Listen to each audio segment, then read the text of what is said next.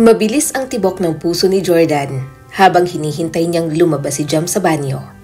Medyo kinakabahan na siya. Nang sa wakas ay lumabas si Jam, medyo may kaba ang ngiti nito.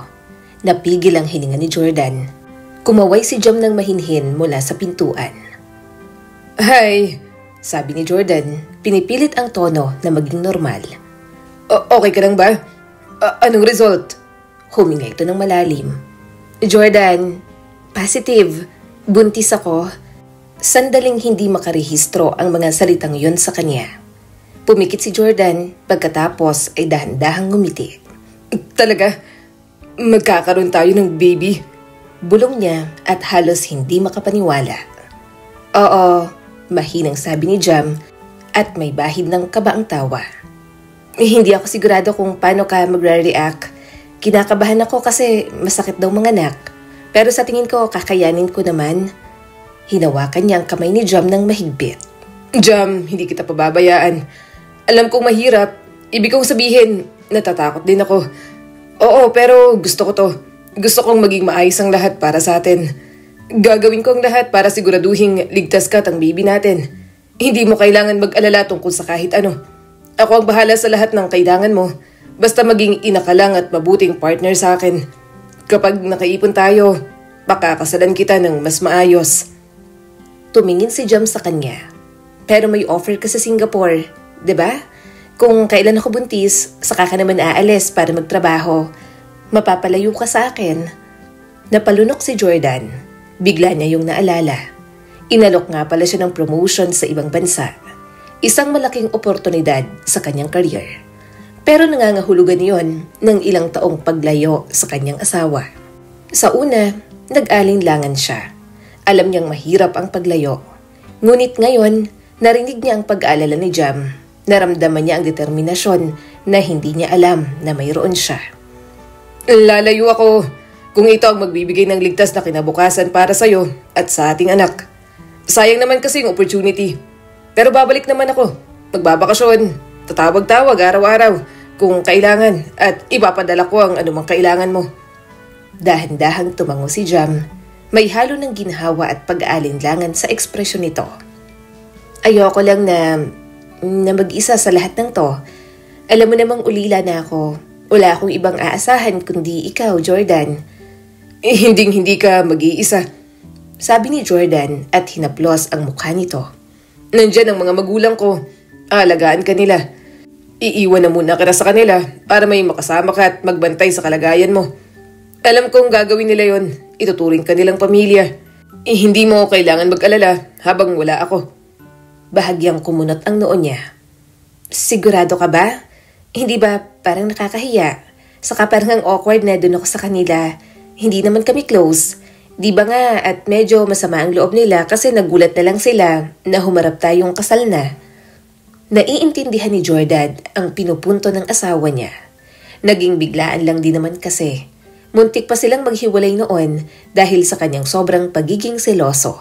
At dahil natakot si Jordan, yon at pinakasalan niya na para wala nang kawala si Jam sa kanya. "Jam, mabait naman ang parents ko. Suportado nila ako sa lahat. Mahal nila ako at pinagkakatiwalaan ko sila ng lubos. Ligtas ka ron, pangako ko. Nandun din ang mga kapatid ko. Mas kampante ako na iwan ka sa kanila kesa dito sa apartment na to." Humiga si Jam, halatang kinakabahan. Pero nakita ni Jordan na unti-unting humuhupa ang tensyon. Muli niyang pinisil ang kamay nito. Gusto niyang palaging napapanatag ang kanyang asawa. "Sige, kung yan ang sabi mo, susubukan kong magtiwala," mahinang sabi nito. Tumango si Jordan at hinaplos ang buhok ni Jam. "Ayusin ko ang lahat bago ko umalis. May sariling lugar ka sa bahay ng mga magulang ko. Doon ka sa dati kong kwarto. Malaki yun. Magpapadala ako ng pera para sa anumang kailangan mo. Pagkain, doktor, kahit ano. Babalik din ako pagkatapos ng kontrata ko. Mahal kita. Kahit maging malayo ako sa'yo. Tandaan mo na mahal kita. Huwag ka sanang maghahanap ng iba." Bahagyang ngumiti si Jam. "Ang lakas ng loob mong umalis tapos seloso ka. Sa kamukha ba ako maghahanap ng iba? Asawa na nga kita. May anak na rin tayo. Pero sa tingin mo ba, kakayanin natin to?" Tumawa si Jordan. Tinanggal ang isang hibla ng buhok mula sa mukha nito. Alam kong kakayanin natin. Ayusin natin to. Panandalian lang naman. Kapag okay na, babalik na ako dito at makakasama niyo na ako. Magtiwala ka sa akin. Nakita niyang humupa ang kaba ni Jam at sumandal na lang sa kanya. Nararamdaman ni Jordan ang init nito na parang nagbibigay ng katatagan. Marami siyang plano para kay Jam at ngayong magkakaroon na sila ng anak, mas gusto niya pang magsumikap para sa mga ito. Kakausapin ko ang mga magulang ko mamayang gabi, sabi ni Jordan. Ipapaliwanag ko ang lahat. Maintindihan nila. Gusto nilang tulungan tayo at sisiguraduhin nilang komportable ka. Muli na lang tumango si Jam. Jordan, natatakot ako? Hinawakan niyang muli ang mukha nito ng dahan-dahan. Alam ko, love. Alam ko na nakakatakot to. Pero nandito ako sa bawat hakbang. Kahit hindi ako pisikal na nandito. At ang mga magulang ko, aalagaan ka nila. Makikita mo, magiging maayos din ang lahat. Kaya wala ka dapat ikatakot. Sa mga lumipas na buwan, naghanda na siya sa pag-alis. Medyo nakikita ng baby bump ni Jam, kaya walang araw na hindi niya yon hinahaplos. Dahil kapag umalis na siya, siguradong marami na siyang mamimiss na milestone sa pagbubuntis ng kanyang asawa.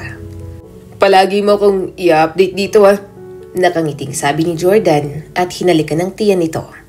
Tumawa naman si Jam. Oo naman. Tulungan sila sa pag-iimpake niya ng gamit. Pero nang maisara na ni Jordan ang maleta, napansin niya ang pananahimik ni Jam. Jordan, mahina nitong sabi. Sigurado ka ba sa desisyon mo? Sa pag-alis, umupo siya at kinuha ang kamay ng kanyang asawa.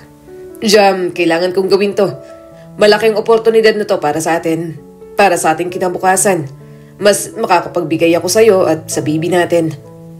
Bahagyang nanlumo ang ngiti nito. Alam ko, gusto ko lang, ayoko lang maramdaman na nag-iisa ako habang wala ka. Hindi ako sanay na wala ka. Pinaglapat ni Jordan ang mga noo nila. Araw-araw, tatawag ako. Mag-video call. Huwag kang panghinaan ng loob. Please. Kung ganito ka, mahihirapan akong umalis at alam mong hindi yun pwede, di ba? Nakapirma na ako ng kontrata. Naiyak na lang ang asawa niya. Nalulungkot na niyakap ito ni Jordan. Kung pwede lang kitang isama, nagawa ko na sana. Pero ito ang pinakamainam na paraan para masigurado ang magandang simula natin. Nagpadalos-dalos tayo sa kasal nating dalawa na hindi pa gaanong nakakapagplano tungkol sa buhay. Kaya sana hayaan mo akong gumawa ng paraan para magkaroon tayo ng mas magandang buhay. Huwag mo lang akong kalimutan habang wala ka. Hindi napigilan ni Jordan ang tumawa. Huwag ka mag-alala tungkol dyan. Nandun naman ako para magtrabaho at hindi para maghanap ng ibang babae. Hindi ko gagawin kasi asawa na kita. Ikaw lang naman ang mahal ko. Ipininta niya sa isip ang pagbabalik niya para sa bakasyon matapos ang ilang buwan. Hinahawakan ng bata sa unang pagkakataon, nakikita ang ngiti ni Jam habang pinapanood siya kasama ang kanilang anak. Bawat imaheng yon ay nagdudulot ng ngiti sa kanyang labi, kahit na may halong guilt. Kinuha ni Jordan ang maleta at sinubukan ng bigat. Tatawag ka palagi, love. Tumango naman si Jam. Susubukan kong huwag masyadong mag-alala. Yumuko si Jordan para halikan ng kanyang noo. Iyan lang ang hinihingi ko. At dapat mo ring ipunin lahat ng baby kicks para sa akin. Gusto kong maramdaman pagbalik ko. Tumingin si Jam at tumawa ng mahina. Ano? Kapag ganun ay lumabas na sa tiyan ng baby natin. Gusto mo sipain ang ating anak? Magpapasipa na lang ako. Handa na ang sasakyan ng kanyang ama at naramdaman ni Jordan ang biglaang kaba. Nanginig ang kanyang mga kamay. Nais manatili, nais hawakan si Jam, bumalik at kanselahin ang lahat. Ngunit alam niyang hindi niya pwedeng gawin yon. Yun ang kanilang kinabukasan at kailangan niyang hakbangin. Bumaba na sila ng hagdan, sumalubong naman ang mga magulang ni Jordan. Binili niya na si Jam sa mga ito. Nangako naman ang kanyang pamilya na aalagaan ang kanyang asawa. Pagdating sa airport, halos hindi na niya namalayan ang ingay ng mga tao roon. Nakatuon lang siya kay Jam, hawak ang mga kamay at ayaw pang pakawalan. Ayoko talagang umalis ng ganito. Ayoko rin, mahinang sagot ni Jam. Pero kakayanin natin, kailangan natin. Pagkaupo sa eroplano, napabuntong hininga na lang siya. Naisip niya si Jam na iiwan niya sa bahay ng kanyang mga magulang. Kampante siya na magiging maayos ito roon. Ang unang umaga ni Jordan sa makintab na office tower ay parang panaginip. Naglakad siya sa mahabang hallway, naroon siya para magtrabaho. Ngunit si Jam at ang batang lumalaki sa loob ng tiyan nito ang hindi nawawala sa kanyang isipan. Kaya ginagawa niya na lamang inspirasyon. Umupo siya sa kanyang workstation, binuksan ang laptop para tingnan ang mga mensahe. Napangiti siya nang makita ang message ni Jam. Good morning, medyo pagod, pero maraming suntok ang baby kahapon. Love you. Parang nagkaroon ng maraming energy si Jordan. Kaya naman, mabilis siyang nag-type ng sagot. Good morning. Ang saya naman pakinggan yan. Alagaan mo ang sarili mo at ang ating anak. Tatawag ako mamaya. Pinindot niya ang send at umupo ng mas maayos. Pinaalala niya sa sarili na pansamantala lang ang trabaho. Sakripisyo yon para sa kinabukasan niya. Isang maliit na kapalit para sa seguridad, kaginhawahan at mas magandang buhay para sa kanyang pamilya. Jordan, you've been staring at the same screen for 5 minutes. Tawag ng kasamahan niya at binalik siya sa realidad. Umiling si Jordan at may bahagyang ngiti ng pagkapahiya. Sorry. Just thinking about some plans at home. Kaya mas maigi siyang nag-focus. Hindi pwedeng kinakain ng kanyang mag-ina ang isip niya. Kailangan niya pa naman yon sa trabaho. Nang sumapit ang gabi at doon siya makauwi, tumawag si Jordan kay Jam. Nang sumagot ang asawa, parang nawala na ang mga alalahanin niya. Hey love, sabi niya, bumuhos ang ginhawa sa pakikinig sa boses nito. Hi, sagot ni Jam at tipid na napangiti. Kumusta ka dyan? Bahagyang kumunot ang noo ni Jordan at yumuko sa upuan. Okay lang naman. Madali namang makapag-adjust sa trabaho dahil kilala ko na naman ang iba. At nakatrabaho na nang ma-assign sila sa Pilipinas dati. Ikaw, nakapagpahinga ka ba? Oo, ayos lang ako. Medyo pagod lang. Mabilis na sabi ni Jam. Palagi nga akong inaantok eh. Tumango si Jordan at tumayo na para magluto ng kanyang pagkain. Mabuti, kumustang baby? Nabasa ko ang message mo kanina. Ang likot na sa tiyan ko, parang gusto nang lumabas. Sagot ni Jam at mahinang tumawa. Magugustuhan mo to kung nandito ka. Maliliit na suntok dito, maliliit na suntok doon. Minsan parang sinasabi ng baby na, Hi, nandito ako, lalabas na. Si Jordan naman ang napahalakhak. Sana nararamdaman ko rin yan. Babawi talaga ako sa inyo kapag nakabalik na ako. Pangako. Oo naman, pagod nitong sabi. Jam, sigurado ka bang okay ka lang? Parang iba ang tono mo. Ngumiti ang kanyang asawa. Huwag ka mag-alala. Okay lang ako. Talaga. Marami lang laman ng isip ko. Alam mo na, ganito yata talaga kapag buntis. Tiningnang mabuti ni Jordan ang mukha ng kanyang asawa. Okay, hahayaan kitang magpahinga. Tandaan mo lang, kung may kailangan ka, pera, kausap, nandito lang ako. Pwede kang tumawag kahit anong oras. Bibigyan kita ng time kahit nasa gitna ako ng trabaho. Wala namang problema yon. Salamat, Jordan. Nagpaalam sila at natapos ang tawag ni Jordan nang may ngiti sa mga labi. Tiyak niyang nasa mabuting kamay si Jam at ang kanyang pagkawala, bagaman mahirap, ay kinakailangan. Lumipas ang mga araw at naging linggo, regular siyang nagpapadala ng pera. Sapat para sa mga medical check-ups, grocery at mga bagay na kailangan pa ng asawa niya. Hindi naman niya sagot ang mga magulang. May sariling negosyo ang mga ito, kaya paminsan-minsan lang siyang nagpapadala ng pera at parang regalo lang. Ang balak niya rin kasi makabili ng sariling lupa at magkakaroon sila ng sariling bahay ni Jam. Ayaw ni Jordan na umasa na lang sa mga magulang, lalo na at madalian na nga siyang bumuo ng pamilya kasama si Jam. Sa kabilang banda, sa Pilipinas, hindi alam ni Jam kung paano kikilos sa loob ng bahay ng pamilya ni Jordan. Tanda niya pa kasi noon kung paanong humarap sila sa mga ito na kasal na sila ng kanyang asawa. Hindi niya masabing galit ang mga ito. Hindi niya rin masabing okay. Siguro ay may hinanakit lang dahil hindi na abisuhan na ikakasal na sila ni Jordan. Gayunpaman, sa paglipas ng panahon, unti-unti na rin naman siyang natanggap at nawalan ang hinanakit na yon. Total, si Jordan naman agad ang nagdesisyon noon at hindi naman siya. Tuwing umaga, nagigising si Jam sa amoy ng bagong timpla ng kape at mahinang kaluskos ng mga kawali sa kusina. Nakangiti ang mga kapatid na babae ni Jordan kapag sumasama siya sa mga ito. Inaalok siya ng mainit na pandesal at kaunting kwentuhan. Maging ang ama nito ay nagtatanong kung komportable ba siya, kung sapat bang hangin sa kwartong tinutuluyan niya. Sinabi na ni Jordan bago umalis na alagaan siya ng pamilya at sa simula, naniwala si Jam doon. Salamat, nakangiting sabi ni Jam. Nilagay naman ng mga ito sa harapang palaman.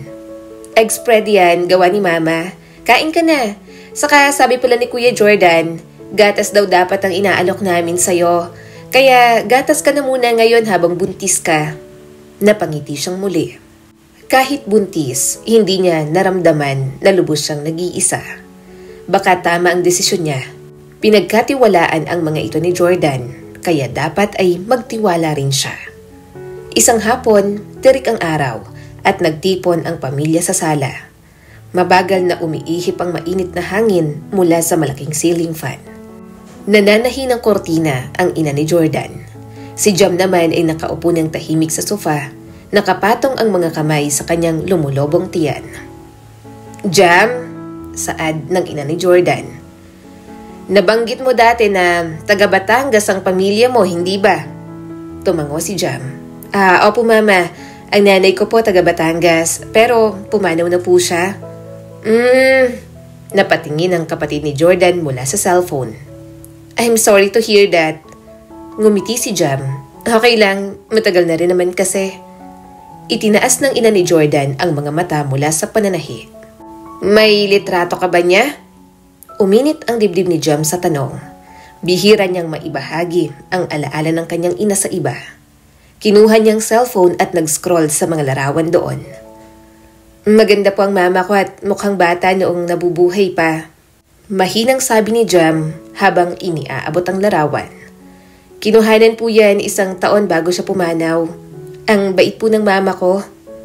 Ngunit nang makita ng ina ni Jordan, biglang nag-iba ang lahat.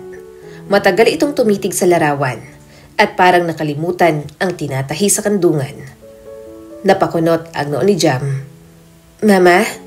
Mabilis itong tumingin sa kanya at pinilit ngumiti, ngunit hindi umabot sa mga mata. Oo, mukhang mabait nga. Nalaglag ang dibdib ni Jam. Hindi niya maintindihan kung bakit parang may nagbago. Hindi yun napansin ng kapatid ni Jordan na bumalik na sa cellphone. Pero si Jam, ramdam ang bigat ng pagbabago. Para bang may lubid na biglang hinigpitan. Tahimik na ibinalik ng ina ang cellphone sa kanya. Salamat po. Usal na lang niya. Nagpatuloy ang usapan tungkol sa ulam mamaya, sa gawaing bahay, sa mga lakad, ngunit hindi na masundan ni Jam. Tahimik siyang nakaupo, isang kamay nakapatong sa kanyang tiyan na para bang pinapakalma ang anak sa loob. Kinagabihan, habang nakahiga sa kama, paulit-ulit niyang iniisip ang nangyari. Ang paraan ng pagtitig ng ina ni Jordan sa larawan at ang lamig ng tinig nito. Nakasabi ba ako ng mali? Bakit parang ibang reaksyon ni Mama nang makitang picture ni Nanay? Tanong niya sa sarili.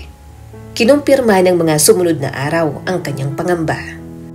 Ang ina ni Jordan na dati ay magiliw at maasikaso, naging mailap na sa kanya. Hindi na nagtatanong kung komportable siya. Hindi na ngumingiti kapag pumapasok siya sa kusina. At para bang bawat gawin niya, parang may pagtutol. Jam, tulungan mo nga sa paghuhugas ng pinggan. Ang tagal mong nakaupo. Huwag mong iwanang nakakalat ang mga gamit, Jam. Kailangan maayos ang bahay. Alam mo, nung panahon namin, kahit buntis, nagtatrabaho pa rin. Hindi dapat laging inaalagaan. Bawat salita, tila tusok na lalong humihiwa sa kanya. Sa una, pinilit ni Jam na kumbinsihin ang sarili na baka siya lang ang nag-iisip o dala lang ng kanyang pagbubuntis.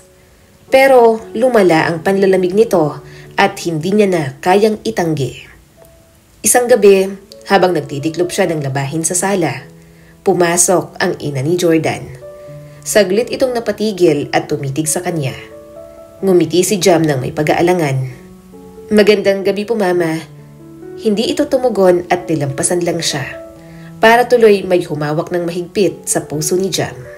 Hindi na nagkaroon ng lakas ng loob na magtanong siya. Para siyang nakulong sa pagitan ng pasasalamat na may bubong siyang tinutuluyan at takot na baka hindi na siya gusto roon. Sa kalungkutan, kinakausap niya na lang si Jordan, pero kailanman ay hindi niya sinabi rito.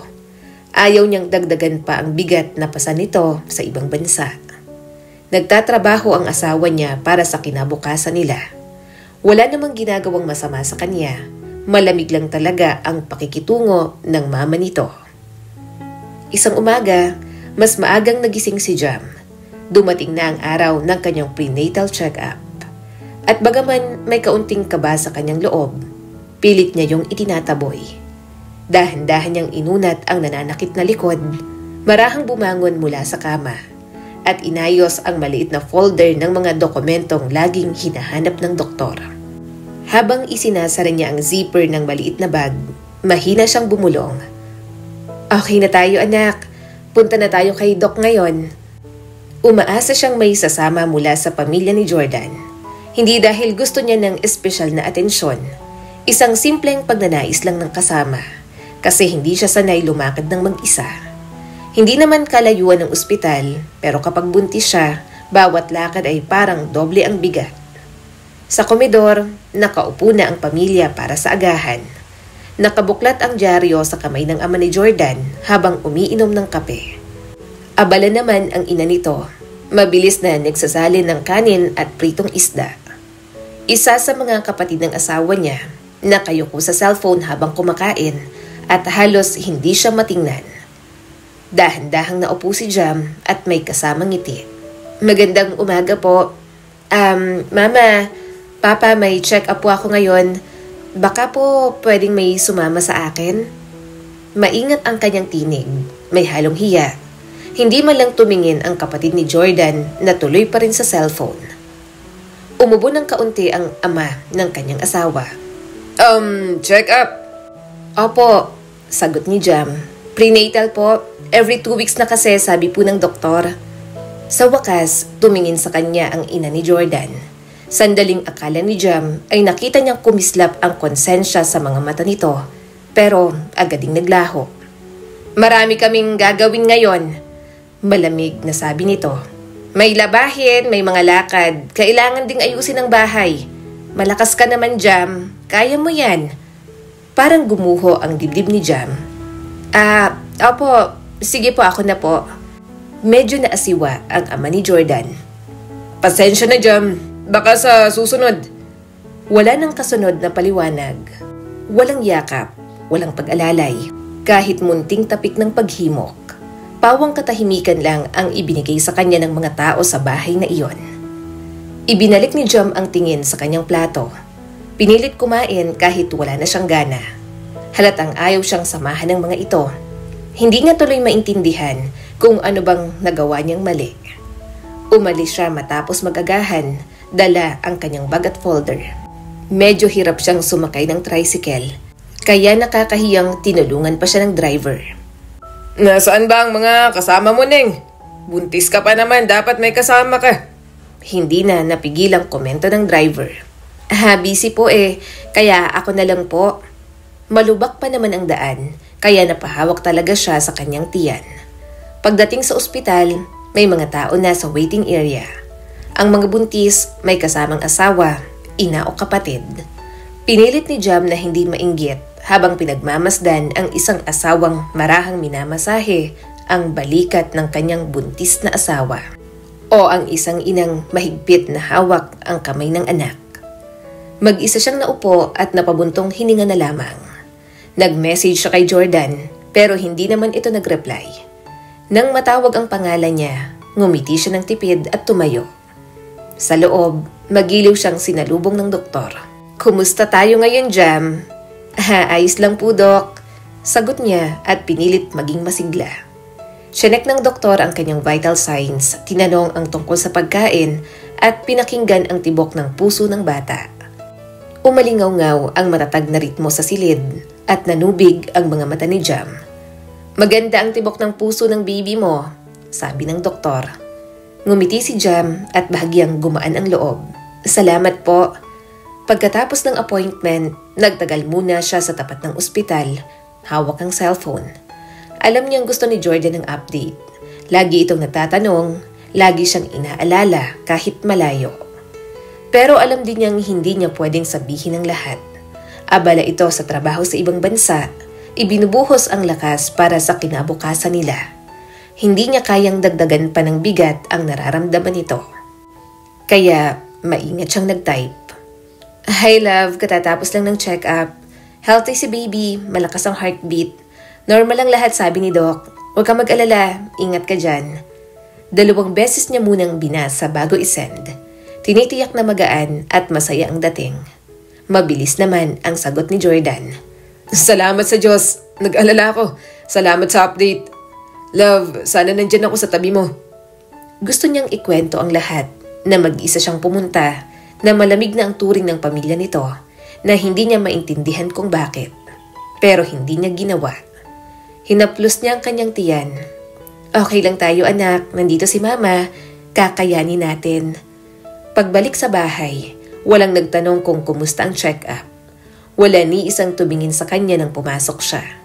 Pumasok si Jam sa kanyang silid, naupo sa kama at napabuntong hininga na lamang. Kung buhay lang sana ngayon ang kanyang ina, baka kahit wala si Jordan, may nakakasama pa rin siya.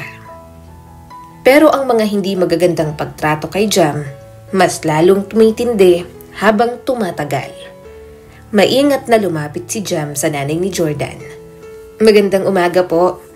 Sandaling tumingin ang biyanan sa kanya. "Gising ka na pala. Hugasan mo ang mga pinggan pagkatapos nito." Tumango si Jam. Opo." Sanay na siya sa ganoong malamig na utos. Noong una niyang tumira roon, magiliw siya nitong tinanggap.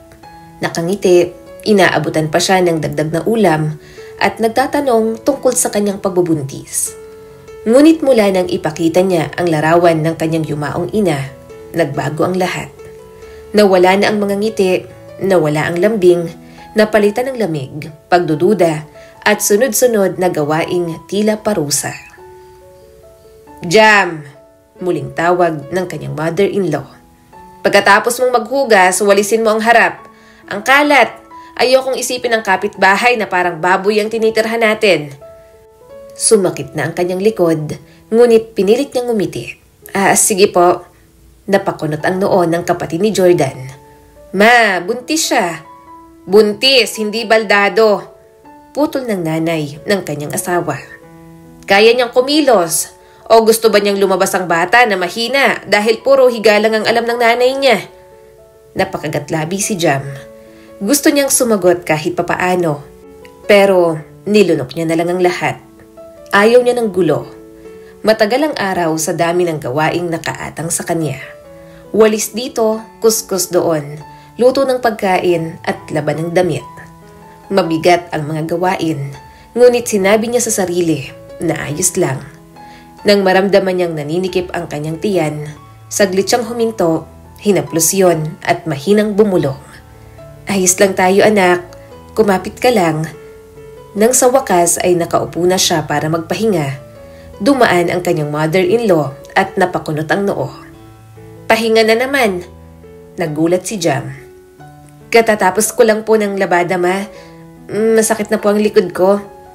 "Akala mo ba hindi ako nagtatrabaho nung buntis ako? Mas mabibigat pa nga ang binubuhat ko nun. Huwag kang magpanggap na ikaw lang ang unang babaeng nagbuntis sa mundong ito."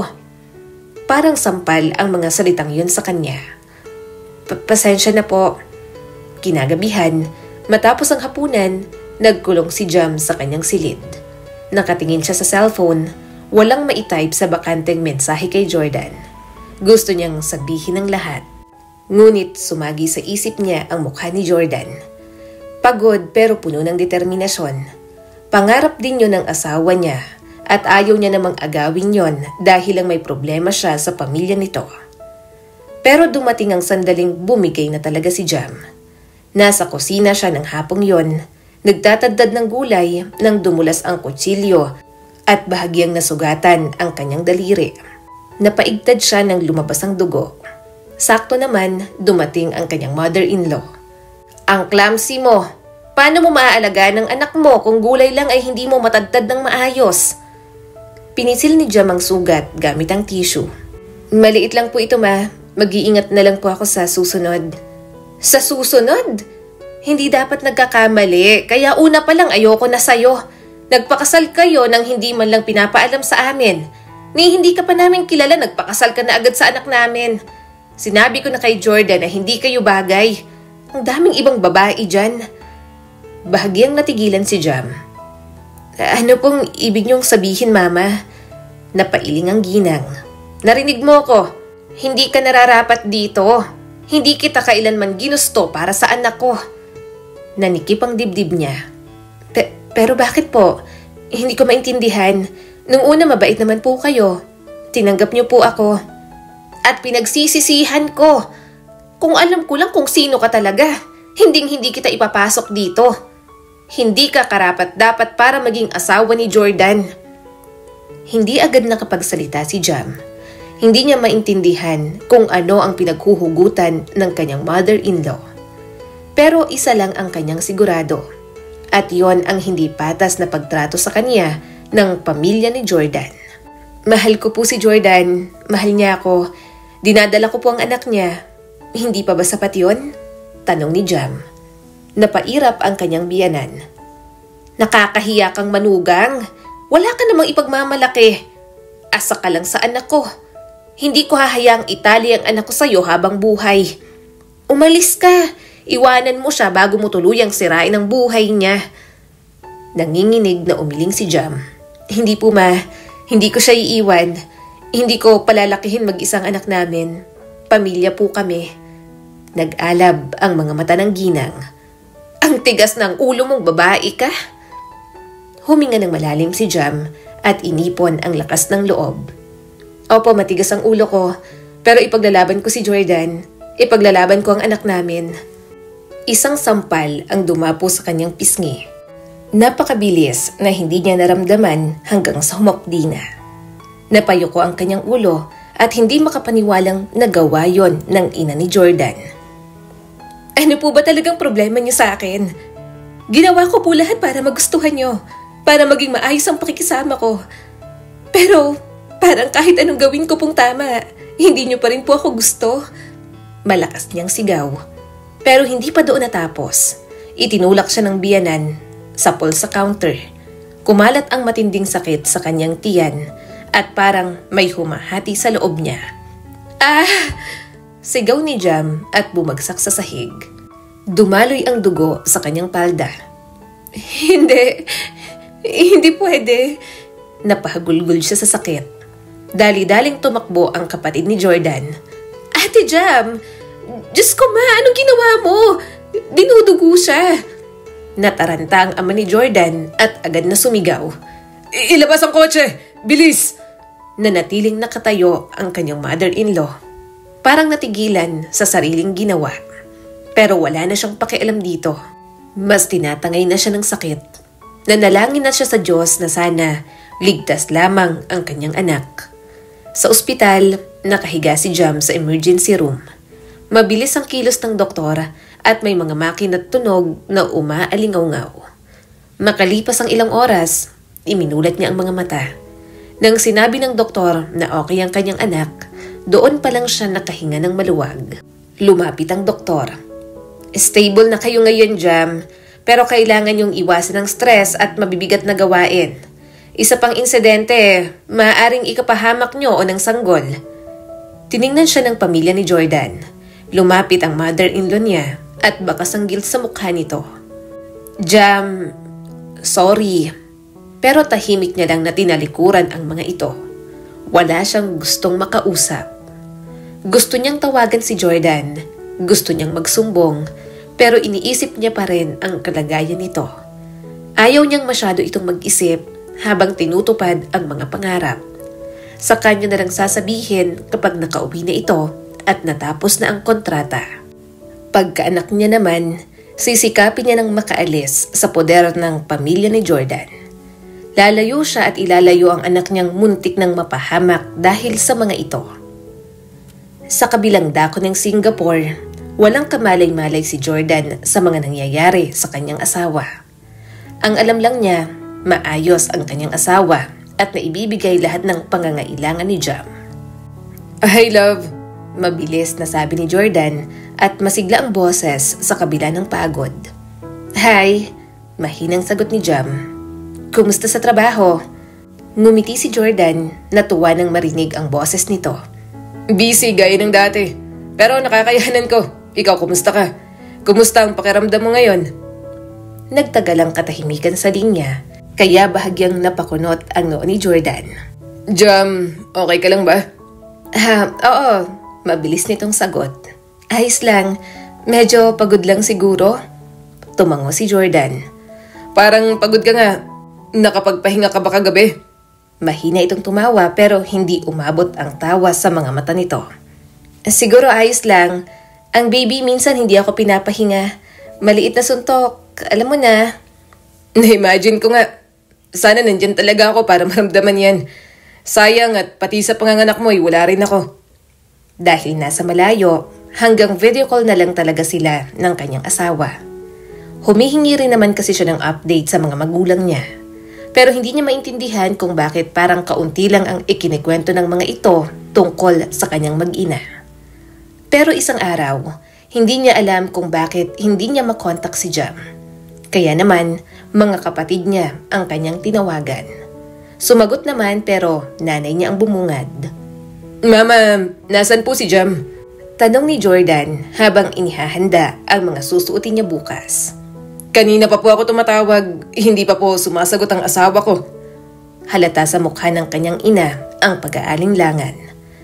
Anak, si Jam?" Agad na bumaha ang kaba sa kanyang dibdib. Ano yun ma? Anong nangyari kay Jam?" Napakagatlabi ito. "Kaninang umaga kasi, dinugo ang asawa mo. Sinugod namin sa ospital." Ano?" Naalarma agad ang kanyang ina. "Jordan, anak, kumalma ka. Sabi ng doktor, okay na ang mag-ina mo. Wala ka nang dapat ipag-alala. Mahina lang ang kapit ng bata, kaya dobleng pag-iingat na lang daw muna." Napahilamos sa mukha si Jordan. Labis ang takot na kanyang nararamdaman. Mas lalo pang tumitindi yon dahil wala man lang siya sa tabi ni Jam. "Nasaan na siya? Anong lagay niya? Umuwi na lang kaya ako?" Usal agad ni Jordan. Tumutol naman agad ang kanyang ina. "Anong uuwi? Pangarap mo yan. Uuwi ka para lang i-check ang mag-ina mo. Okay nga lang sila. Kami na ang bahala. Huwag mong talikuran yung pangarap mo na yan. Ang tagal mong hinintay na mabigyan ka ng oportunidad tapos sasayangin mo lang." Biglang nanghina si Jordan. "Pero mag-ina ko sila ma. Nag-aalala ako." "Alam naman namin yon, pero mag-isip ka muna. Maraming masasayang kapag umuwi ka. Baka manghinayang ka pa. Kami nang bahala sa asawa mo. Asahan mong hindi namin siya pababayaan. Ia-update ka na lang namin. Ipapakausap ka na lang namin kapag may malay na siya." Sinapo na lang ni Jordan ang kanyang ulo. Sobrang nag-aalala siya.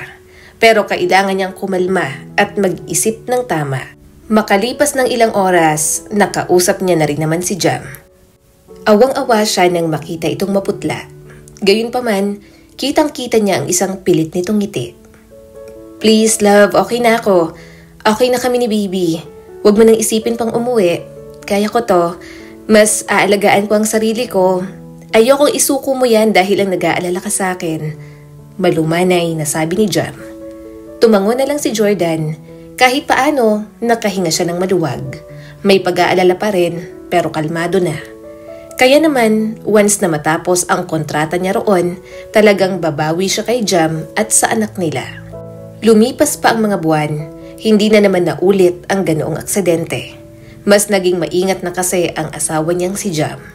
Hanggang sa dumating na nga ang araw ng panganganak ng kanyang asawa. Sa video call lang sila nag-usap at unang nakita ang baby nila. Hindi ako makapaniwala. Bulong ni Jordan at hinaplos ang screen. Nagawa mo. Nagawa natin. Nandiyan ang baby natin. Oo. Pagod na sabi ni Jam pero nakangiti. Malusog ang baby natin. Isang lalaki. Magugustuhan mo siya. Parang naputol ang hininga ni Jordan. Isang lalaki. Hindi na ako makapaghintay na hawakan siya, Jam. Hindi ako makapaniwala na nandito na siya. Ang galing mo, Jam. Sabi niya rito, pilit pinalalakas ang loob ng asawa kahit nasa malayo siya. Dinala mo siya sa loob ng 9 na buwan. Nagawa mo lahat ng yun. Proud na proud ako sa iyo, love. Nakontento na lang muna si Jordan sa mga picture at video ng anak nilang si Calix. Bawat gabi bago matulog, paulit-ulit niyang pinapanood ang mga yon mula sa unang ngiti ng kanilang sanggol hanggang sa mga maliliit na pag-ungol nito kapag inaalo ni Jam. Ilang buwan na lang at uuwi na siya para magbakasyon. Kahit papaano, maaabutan niya pa na sanggol ang kanilang anak. Sakto rin, nakalipat na si Jam sa bahay na binili nila. Isang simpleng bahay na pinangarap nilang mag-asawa. Ngayon ay napuno na ng tunog ng isang bagong miyembro ng pamilya. Kaya nang dumating ang araw na yon, halos hindi mapakali si Jordan sa eroplano. At pagdating niya sa pintuan ng kanilang tahanan, labis ang pananabik na naramdaman niya. Jordan! Tawag ni Jam sabay maingat na inilapag ang sanggol sa duyan. Lumapit ito ng may ngiti, ngunit may bahi din ng pagod sa mukha. Nandito ka na. Parang tumigil ang oras para kay Jordan. Niyakap niya ng mahigpit ang asawa at naamoy ang pamilyar na bango nito na labis niyang namimiss. Ramdam niya ang init ng yakap at sa sandaling yon nawala ang lahat ng layo, pagod at pangungulila. Miss na miss ko kayong dalawa. Bulong niya. At tingnan mo siya, ang bilis ng paglaki. Ngumiti si Jam saka inabot ang sanggol na mahimbing nang natutulog. Mag-ingat ka, katutulog lang niya. Baka magising, maligalig pa naman. Kumalma ang puso ni Jordan sa paghawak sa maliit nilang anak. Ngunit kasabay nun, naramdaman niya rin ang kaba. Ang kinakabahan ako, Jam. Ang lakas ng tibok ng puso ko. Hindi ako sanay kumarga ng baby. Pero masaya ako na nahawakan ko na siya. Tumawa si Jam ng marahan. Ganyan din ako nung una. Parang lagi kong iniisip na baka mabali siya sa sobrang liit. Kapag nga natutulog ako, mababaw na lang kasi natatakot ako na madaganan ko siya. Tiningnan niya ang kanyang asawa. Sabi ko naman sa'yo, kahit nakapanganak ka na, pwede ka pa naman kinamama at papa tumira para may kasama ka. May makakatulong ka rin sa pag-aalaga kay Calix. Umiwas ng tingin si Jam. Okay na kami rito. Nakakahiya naman kasi sa kanila. Saka kaya ko naman. Isa pa, sayang naman ang bahay kung hindi titirhan ka agad. Mas panatag din kapag nandito kami. Saka ilang taon na lang, matatapos na ang kontrata mo. Kaya may katulong na naman ako. Hindi na niya masyadong iginiit pa. Alam niyang naiilang ang asawa niya sa kanyang pamilya. Gayunpaman, umaasa siyang napalapit na si Jam sa mga ito dahil tumira na sa iisang bubong. Yun nga lang, mukhang nahihirapan din talaga ang asawa niya na may kasama sa bahay. Hindi niya rin naman masisisi si Jam. Pinalaki ito ng isang single mother. Walang kapatid at maaga ring naulila. Kaya sanay itong ginagawa lahat ng mag-isa o kaya ay nanay lang o siya ang kasama. Tapos umalis pa siya, kaya siguro ay tumatag na rin talaga. Hinawakan na lang ni Jordan sa balikat si Jam habang hawak-hawak pa rin ang anak. Pero nagawa mo, ang galing mo Jam. Ang dami kong utang sa'yo. Habang wala ako, ikaw ang gumagawa ng lahat. Tipid na napangiti ang kanyang asawa. Siyempre Jordan, wala nang ibang gagawanan kundi ako. Pero minsan, hindi ko rin maiwasang malungkot, lalo na kapag gabi, sana nandito ka. Natahimik saglit si Jordan, pero muli ring nagsalita. Alam kong ang hirap para sa'yo. Pasensya ka na kung minsan, puro trabaho ang naiisip ko.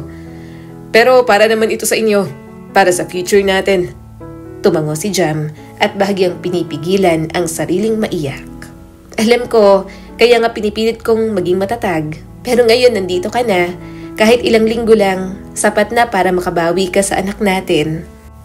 Umupo sila sa sofa, magkatabi, habang nakadantay si Jordan sa balikat ni Jam. Tinititigan nila ang maliit na munting mukha ng kanilang sanggol. Jam, mahinang tawag ni Jordan. Pwede ba akong magtanong? Hindi ba kayo nahirapan ng mga buwan na wala ako? Naiwan kitang mag-isa. Napatingin si Jam sa kanya, tapos dahan-dahang ngumiti. Siyempre mahirap. Alam mo namang parang napaglihan din kita, Jordan. Pero hindi ako nagalit sa'yo. Ang iniisip ko lang, darating ang araw na makikita mo siya, mahahawakan at makakasama. At heto nga nandito na. Hindi napigilan ni Jordan ang mapaiyak. Salamat, Jam. Salamat kasi ang tatag mo sa lahat habang wala ako. Inabot ni Jam ang kanyang kamay. Hindi ko to laban lang. Laban nating dalawa to. Kahit malayo ka, alam kong kasama kita, Jordan. Bumuntong hininga siya. Pangako habang nandito ako, lahat ng oras ko para sa inyo. Kahit mga simpleng bagay, magpalit ng lampin, magpatulog sa kanya o magluto para sa'yo. Gusto kong maranasan lahat. Kasi baka next na balik ko rito, medyo malaki ng anak natin. Tumawa si Jam. Sige nga, tingnan natin kung gaano kakatatag kapag puyat na tayo mamayang gabi. Anong akala mo sa akin? Mahina? Sagot ni Jordan, sabay tawa rin. Maya-maya, nagsimulang umiyak ang bata. Napatingin agad si Jordan, natigilan at parang hindi alam kung ano ang gagawin. Ayan na. Ani Jam, tumayo para kunin ang sanggol. Pero pinigilan ni Jordan ang kanyang asawa. Hindi, ako na. Pinatpat niya ng marahan ang likod ng sanggol, gaya ng nakikita niya sa mga video. Shh! Nandito na si Daddy. At sa gulat ni Jam, unti-unting tumigil ang pag-iyak ng bata. Wow! Akala ko ba hindi ka sanay? Parang lumundag ang puso ni Jordan sa tuwa. Siyempre, kahit nasa malayo ako, nag-aaral ako kung paano maging daddy. Nanonood ako ng mga video kapag walang magawa. Umupo ulit sila at habang nakadantay ang sanggol sa dibdib ni Jordan, nakatingin si Jam na parang hindi makapaniwala. Ngayon lang kita nakita na ganyan kakalambing, Jordan, sabi nito at mahinang tumawa. Ngayon lang din ako nakaramdam ng ganito. Ang saya pala maging tatay. Hindi ko akalain. Simula pa lang yan, marami ka pang matututunan, sabi pa ni Jam. Kumapit si Jordan sa kamay ni Jam habang hawak pa rin ang anak. Basta't magkasama tayo at mahal natin ang isa't isa, kaya natin lahat. Ngumiti si Jam at napuno ng pag-asa ang kanyang puso. Oo, kaya natin. At sa unang gabing magkasama silang tatlo, naramdaman nilang hindi lang sila mag-asawa ngayon. Sila ay isang pamilya na. Isang pamilyang handang harapin ang anumang pagsubok, basta't may pagmamahalan at pagkakaisa. Isang araw, nasa kama silang tatlo. Nakahiga si Jam sa gilid, habang si Jordan ay nagkukusot pa ng mata. Hindi makatulog dahil ramdam niyang mababaw lang ang kanyang tulog. Ang sanggol naman ay nakapulupot sa maliit na kumot, tahimik sa duyan na inilapit nila sa gilid ng kama. Jam, bulong ni Jordan habang nakatingin sa anak. Paano kung magising siya? Dapat ba akong maghanda ng bote? Napatawa si Jam. Kalma lang. Sanay na ako dyan. Kapag nagutom, iiyak yan. Kapag naiinitan, iiyak din. Kapag gusto lang magpahele, iiyak pa rin. Basically, laging iiyak. Napakamot si Jordan sa ulo. So, ibig sabihin, anytime, pwede ako mabigla? Exactly. Sagot ni Jam, nakapikit na pero nakangiti. Kaya nga sabi ko sa'yo, nagiging mababaw lang ang tulog ko kasi nga hindi ko alam kung kailan siya iiyak. At hindi nga nagtagal, biglang nagising si Calix at umiyak ng malakas. Napabalikwa si Jordan. Jam, gising na siya, umiiyak na. Imbes na kabahan, tumalikod si Jam at inunat ang braso. Ikaw na, di ba sabi mo gusto mong maranasan lahat? Napatulala si Jordan. Ako? Oo, ikaw, kaya mo yan. Kumuha ka ng diaper. Nasa drawer, feel ko may poop na si Calix. Tumayo si Jordan, agad na kinuha ang lampin at wipes. Nanginginig pa ang kamay niya habang kargang anak. Anak, papalitan na ni Daddy ang diaper mo. Maingat niyang pinalitan ng diaper ang anak nila. Napanood niya naman yon pero iba pa rin talaga kapag actual na. Kaya yon at tinuturuan pa rin siya ng kanyang asawa. Nang matapos, nagkatawanan na lang sila ni Jam. Jam, tingnan mo, parang kumakalma siya sa akin. Binuksan ni Jam ang mata at kahit antok na antok, ngumiti pa rin siya. Oo nga, hindi ko akalaing magiging natural ka agad. Akala ko tatakbo ka palayo kapag nakita mong may dumi.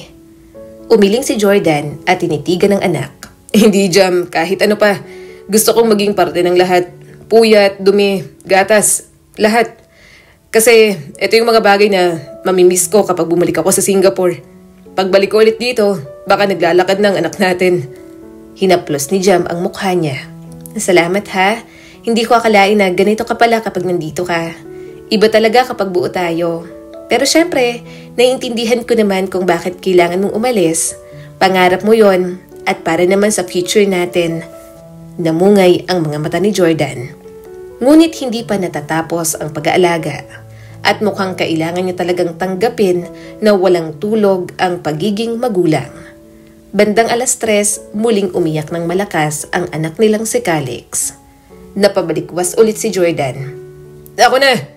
Sigaw niya kahit antok na antok.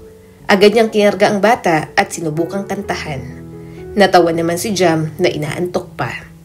Gusto ni Jordan na habang nandoon siya magpahinga ito. Kaya sa isang buwang bakasyon, gusto niyang siya ang mag-aasikaso kay Calix. Anak, please matulog ka na. Kasi si Daddy antok na. Mahina niyang bulong habang hinihili ang anak. At sa gulat nila, unti-unting tumigil ang sanggol sa pag-iyak. Bahagya silang natawa ni Jam. Mukhang marunong makisama ang anak nilang dalawa. Ilang sandali pa ay tuluyan ang nakatulog ang bata. Tahimik na sila ni Jam na magkatabi sa kama. Jordan, mahina ang boses ni Jam. Salamat kasi habang nandito ka, ikaw muna ang kumikilos para kay Calix. Hinaplos ni Jordan ang buhok ng asawa. Syempre, tatay na ako. Asawa mo rin ako. Marami pa akong pagkukulang sa iyo, Jam. Hindi lang ako basta parte ng pamilyang to.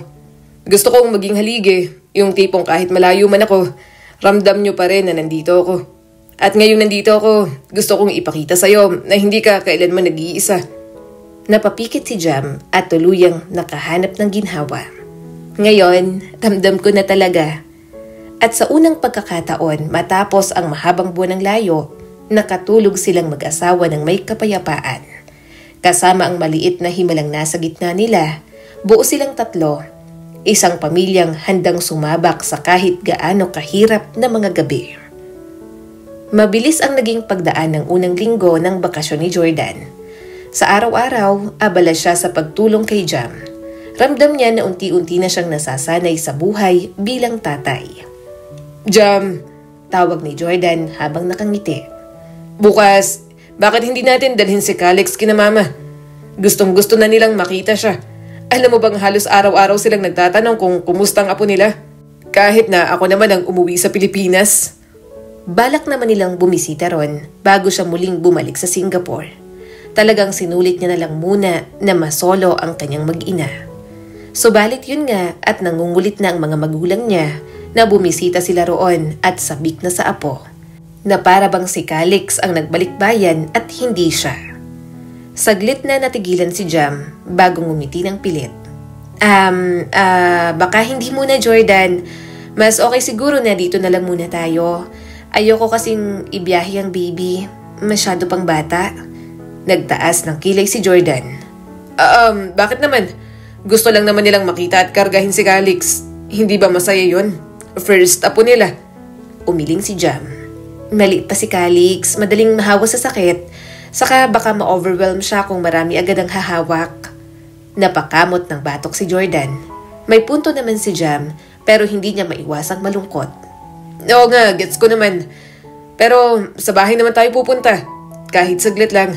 Ang dami na nilang binibiling gamit para kay Calix. Excited nga talaga sila. Pero nakakalungkot lang na kayo ang mas malalapit.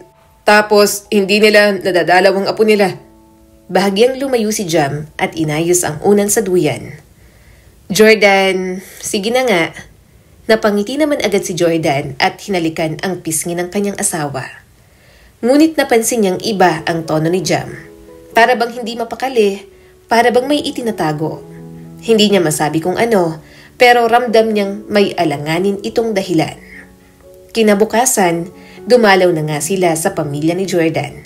Masaya naman ang lahat, Kaso, pansin niya talaga na nananahimik ang asawa niya. Ayaw din itong bitiwan ng anak nila. "Uy, kuya!" Bati ng kanyang kapatid na babae, sabay tingin agad sa duyan. "Siya na ba si Baby Calix? Ang cute! Pwede bang buhatin?" Agad na sumabat si Jam at mabilis na kinuha ang bata. Liza, wag na muna. Tulog kasi, madaling magising, tapos mahirap patulugin ulit. Saka hindi ka sanay." Medyo napahiya si Liza pero ngumiti pa rin. "Ha, ganun ba? Sige, next time na lang ate." Matamang tiningnan ni Jordan ang kanyang asawa. Ayaw niya sanang sawayin. Yun nga lang, kahit sa mga magulang niya, para bang ayaw nitong palapitin. Pag alis nila sa bahay ng mga magulang at pagka-uwi, hindi na nakatiis si Jordan. Nilapitan niya si Jam habang nakaupo ito at pinapadede si Calix. "Jam, napansin ko lang parang iniiwasan mong ipahawak si Calix kahit sa pamilya ko. Bakit? May problema ba?" Tumingin si Jam sa kanya at ilang segundo bago sumagot. "Jordan, maliit pa kasi si Calix. Gusto ko lang siyang protektahan. Yun lang, wala nang iba." "Sigurado ka?" Tanong ni Jordan at nakatingin ng diretsyo sa mga mata nito. Tumango si Jam at pilit na ngumiti. "Oo, wag mo na munang problemahin. Ang importante magkakasama tayo ngayon, di ba?"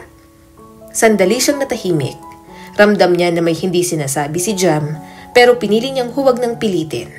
Ayaw niyang masira ang magandang takbo ng kanyang bakasyon. Huminga si Jordan ng malalim at ngumiti na lang. "Sige Jam, kung yan ang gusto mo, susunod ako. Pero sana pagdating ng tamang panahon, makita rin nila si Calix ng malapitan. Alam mo naman, pamilya rin sila." Ngumiti si Jam at may halong lungkot. "Oo, darating din yan Jordan. Basta ngayon, tayo muna." At sa mga salitang yon, nagpa siya si Jordan na huwag nang mag-usisa pa. Pero sa puso niya, natanim na ang maliit na pagdududa. Bumalik na siya sa ibang bansa.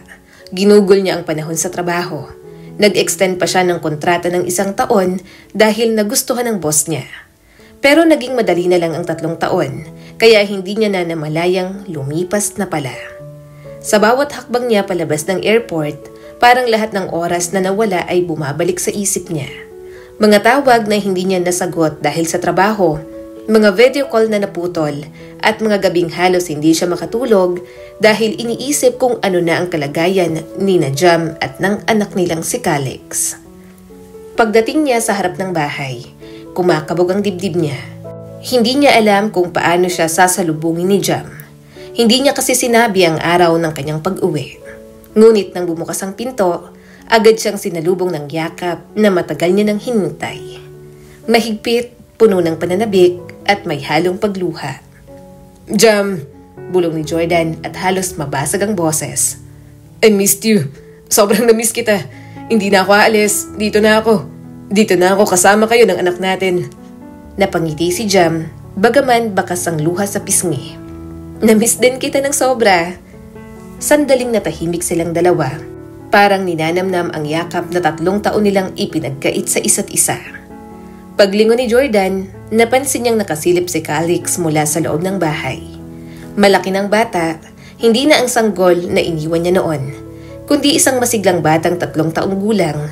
Halos mapaluha siya nang makita itong nakasuot ng maliit na t-shirt na may print ng superhero. Hawak-hawak ang laruan nitong blocks. Lumapit siya at agad binuhat si Calix. "Ang bilis lumaki ng anak natin. Big boy na." Tumawa si Calix, kumikilos sa bisig ng ama. Daddy, tower ko, look!" Natawa si Jordan at humalik sa pisngi ng anak. "Wow, ang galing naman ng anak ko. Ang taas ng tower mo "Si Mommy tumulong?" Sabad ng bata at halatang proud na proud. "Talaga?" Tumingin si Jordan kay Jam na nakangiti lang sa gilid. "Kaya pala, ang tibay ng tower." Natawa rin naman si Jam. "Ako na lang palagi ang kalaro ng batang yan, kaya minsan nilalabas ko talaga." Tumaas ang mga kilay ni Jordan. "Sundan na natin. Pabuntis ka na ulit sa akin." Kinurot naman siya agad ng kanyang asawa at malakas na tumawa. Namungay ang mga mata ni Jordan. Miss na miss niya na rin ang tawa ni Jam. Inilapag ni Calix sa baba at hinayaan muling maglaro. Lumapit siya muli kay Jam. Hinalikan sa noo at hinawakan niya ang kamay nito. Alam ko, ang dami kong na-miss. Ang dami kong hindi nasaksihan. Mahina niyang wika. Birthday ng anak natin. Mga unang salita, unang hakbang. Jordan, oo, alam kong nahihinayang ka. Hindi naging madali ang lahat pero naiintindihan ko kung bakit kailangan mong magsakripisyo. Hindi ako nagalit. Naghintay ako dahil alam kong para sa kinabukasan natin yon. Napayuko si Jordan at mahigpit na hinawakan ang kamay ng asawa. Salamat, Jam. Hindi ko alam kung paano ko babawiin lahat ng panahong nawala. Walang kailangan bawiin. Basta nandito ka, sapat na. Niyakap ni Jordan ang kanyang mag-ina. Hindi na talaga siya aalis. Hindi na siya kailanman pa malalayo sa mga ito. Kinagabihan, habang natutulog si Calix sa kwarto, magkatabing nakaupo sina Jordan at Jam sa sala. Kung ano-ano na ang pinag-uusapan nila para antukin. Makakaya mo bang mag-adjust ulit dito? Iba na rin kasi ang buhay natin. May mga bagay na nasanay kaming wala ka. Saad ni Jam. Napaisip si Jordan. Oo naman, nandito kayo eh. Mas komportable nga ako dito kasi kasama ko kayo.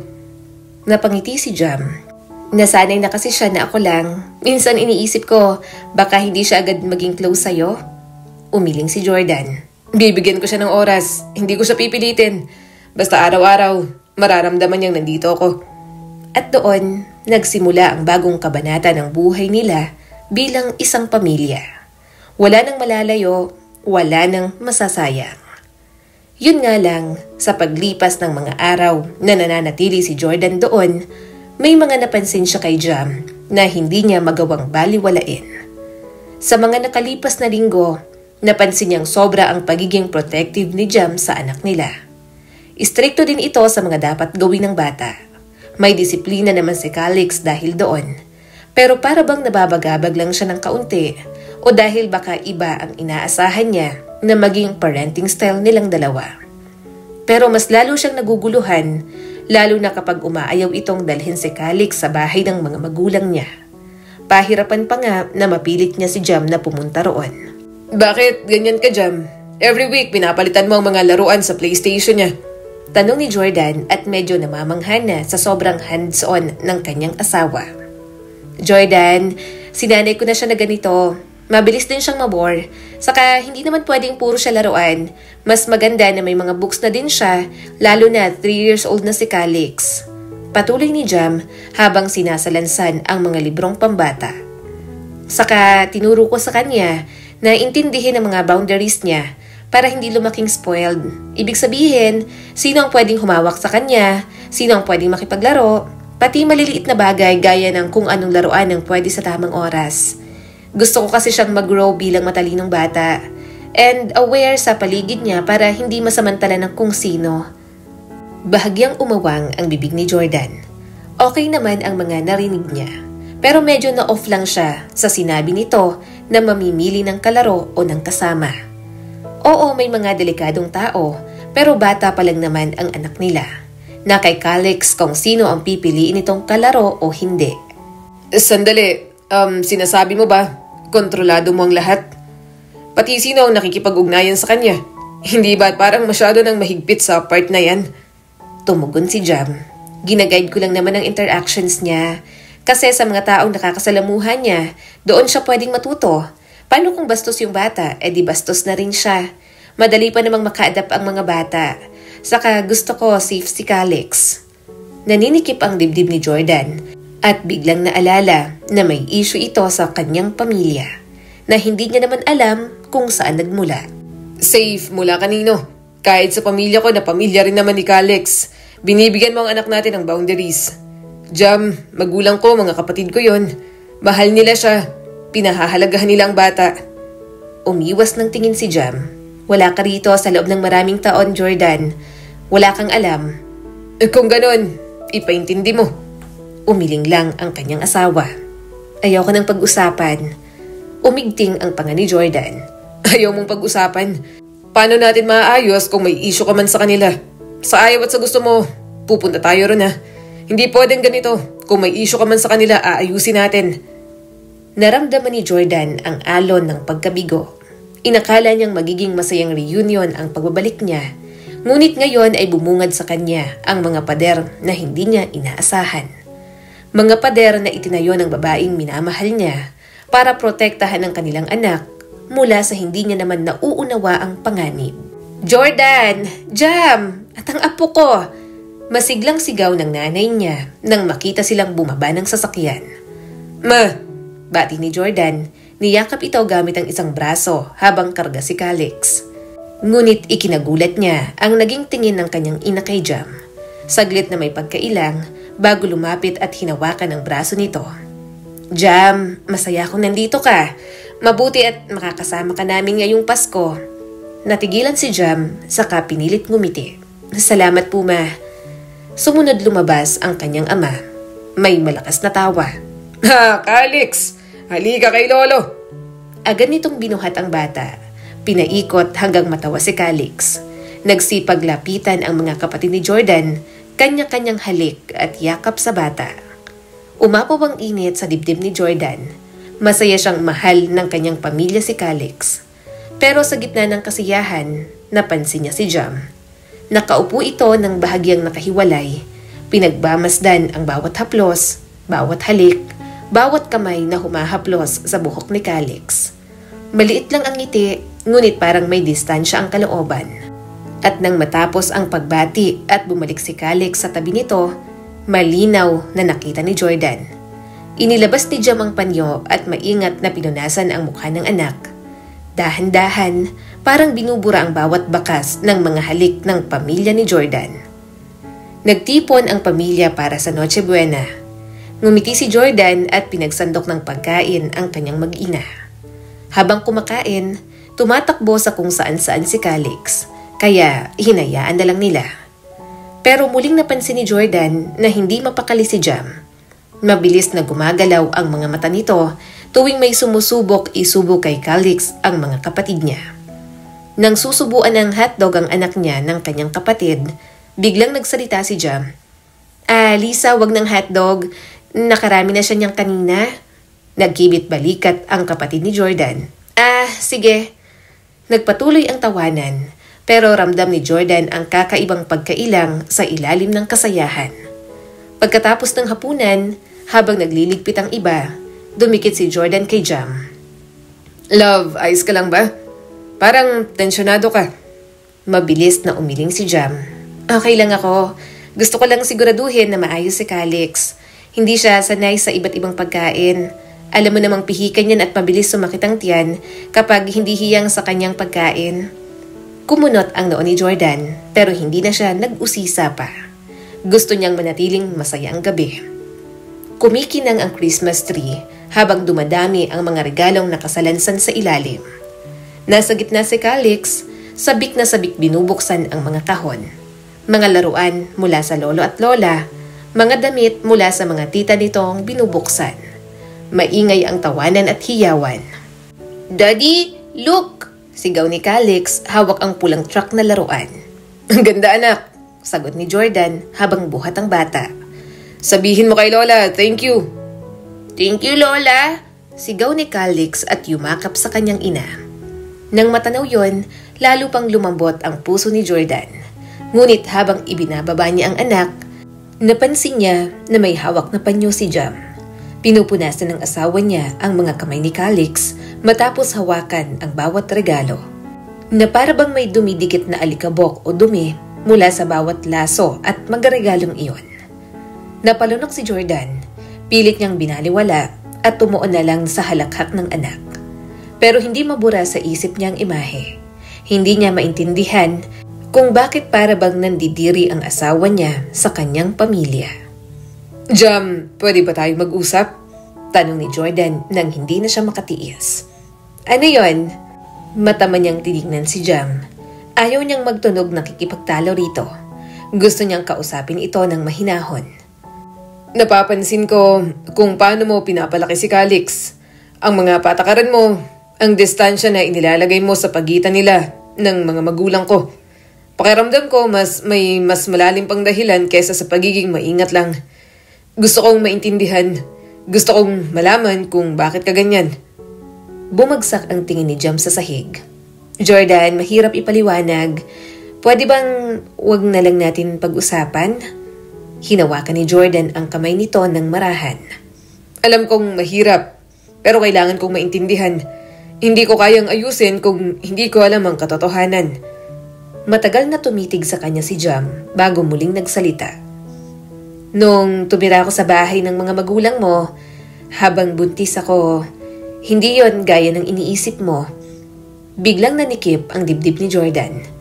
May matinding kaba at pangambang dumaan sa kanya. Anong ibig mong sabihin? Humugot si Jam ng mabigat na hininga. Hinamak nila ako, pinapagod, pinakitunguhan ng masama. Mama mo ang gumagawa, pero ang ideya na hinahayaan lang ng mga kapatid mo, para sa akin, bahagi na sila nun. Kinakailangan kong kimkimin lahat para hindi ka mabahala, para makapag-focus ka sa trabaho abroad, para hindi mo itigil ang pangarap mo. Kinaya ko na lang mag-isa. Humigpit ang hawak ni Jordan sa kamay ng asawa. Hindi siya makapaniwala sa mga sinasabi nito. Hindi niya lubos maisip na magagawa yon ng kanyang pamilya. Gulong-gulo ang isip ni Jordan. Jam, wala akong ideya. Ang akala ko maayos ka ron. Akala ko ligtas ka sa piling nila. Buo ang tiwala ko sa kanila. Namuo ang luha sa mga mata ni Jam. Alam ko, kaya hindi ko sinabi. Ayokong masira ang tiwala mo o mailagay ka sa pagitan ko at ng pamilya mo. Inisip ko, kaya ko naman para sa anak natin at para sa'yo. Saka lalayo na naman kami since malapit na akong manganak noon. Gawa na rin naman ang bahay natin. Noong naospital ako, namuntik ng malaglag si Calix. Doon ako mas lalong naging mailap sa pamilya mo. Pinagod ako ng mama mo kahit alam niyang buntis ako. Nakipagtalo siya sa akin, sinasabing hindi tayo bagay at iwan kita. Nang sinagot ko isang beses, tinulak ako kaya ako dinugo. Kaya pasensya na kung nagiging praning ako pagdating sa anak natin, lalo na kapag malapit siya sa pamilya mo. Para siyang binagsakan ng bato sa dibdib. Wala man lang siyang nahalata sa lahat ng yon. Paano siya naging bulag sa bagay na yon? Lahat ng tawag niya noon, lahat ng mensahe, lahat ng confidence niya sa ideyang ligtas si Jam, ngayon ay parang sibat na tumutusok pabalik kay Jordan. Jam, bulong niya habang nanginginig ang boses. I'm sorry. Hindi ko alam kung bakit nila ginawa sa'yo. Nabigo ako, pinabayaan kitang tiisin yun ng mag-isa. Lahat ng panahon to. Nanginginig ang mga kamay niya habang lalo pang hinigpitan ang kapit kay Jam. Hindi niya maintindihan, parang ayaw niyang maniwala. Pero nang makitang lumuluha ang kanyang asawa, mas lalo niyang napagtanto na totoo ang mga pinagdaanan nito. Kailangan kong protektahan si Calix, Jordan.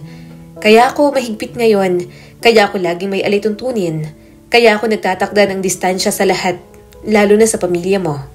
Ayoko maranasan niya ang pinagdaanan ko sa kanila. Natatakot ako, napapraning ako, kasi hindi nga nila ako inalala nung buntis ako. Paano kung nawala ang baby ko? Paano kung nawala si Calix? Hindi ko kakayanin yon. Habang buhay akong magagalit sa mama mo.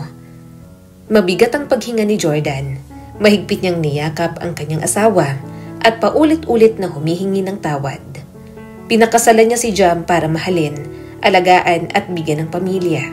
Kampante siya dahil alam niyang mabubuting tao ang kinalakihang pamilya.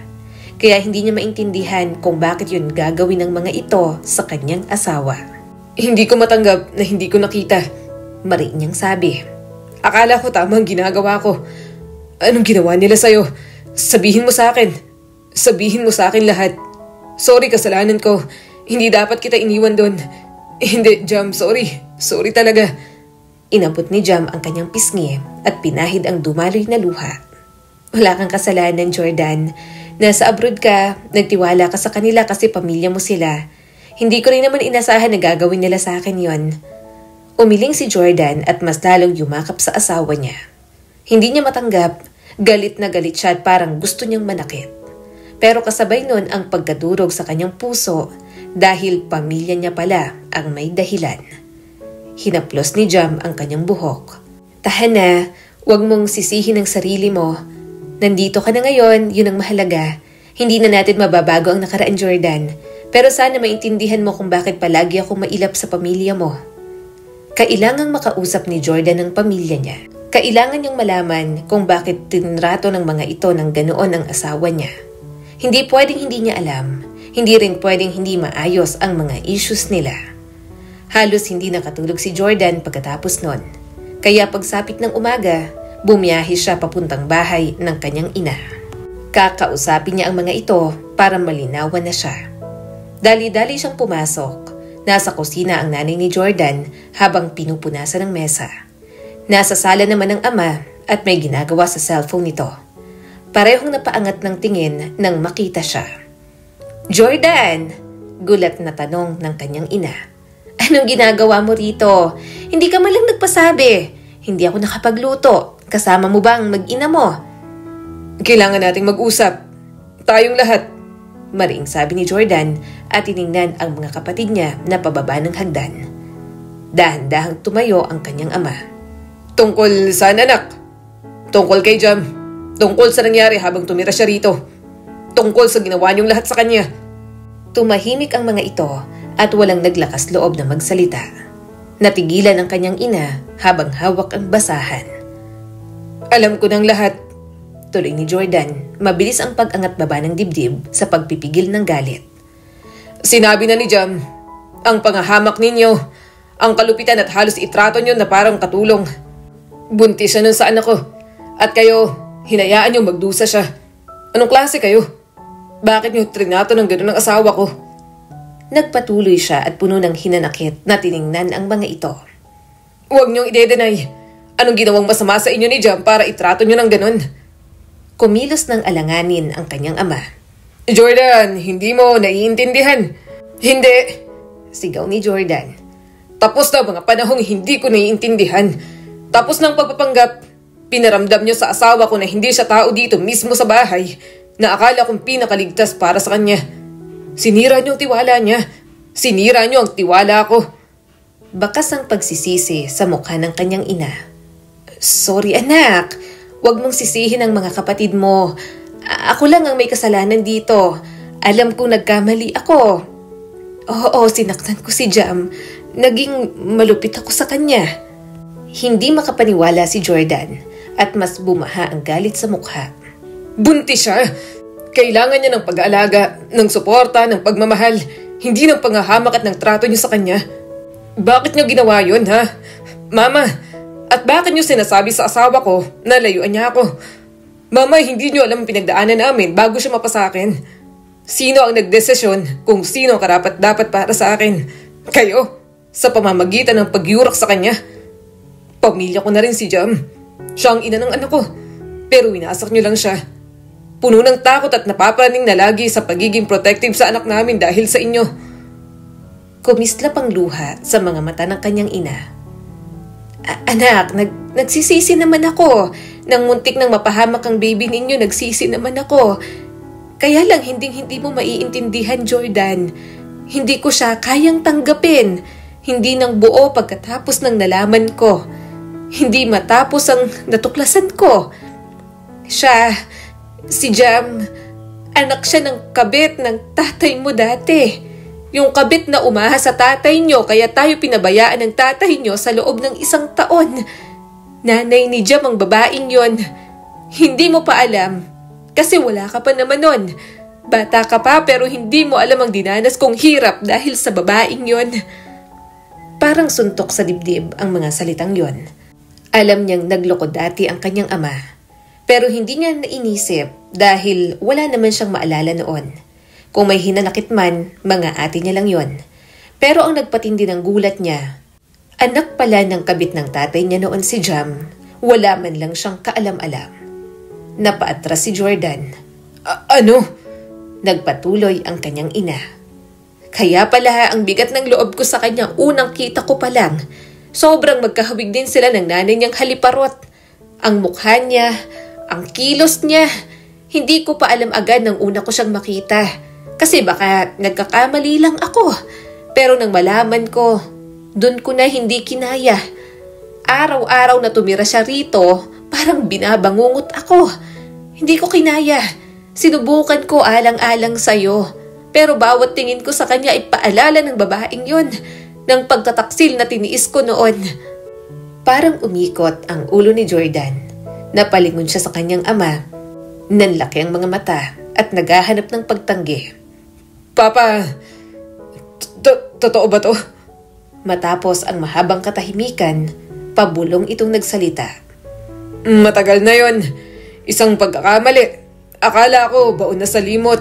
Hindi ko inakala na magiging asawa mo naman pala ang anak niya. Nag-aapoy ang dibdib ni Jordan. Umigting ang galit at pagkasuklam.